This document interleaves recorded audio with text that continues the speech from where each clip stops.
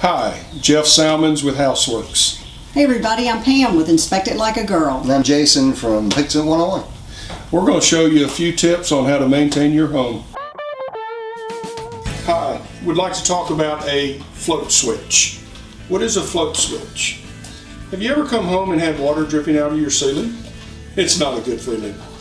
This float switch will actually mount in the drain pan of your air conditioning system. Your air conditioning system produces a lot of water in the summertime, and it's got to go somewhere. From time to time, it can get clogged and overflow.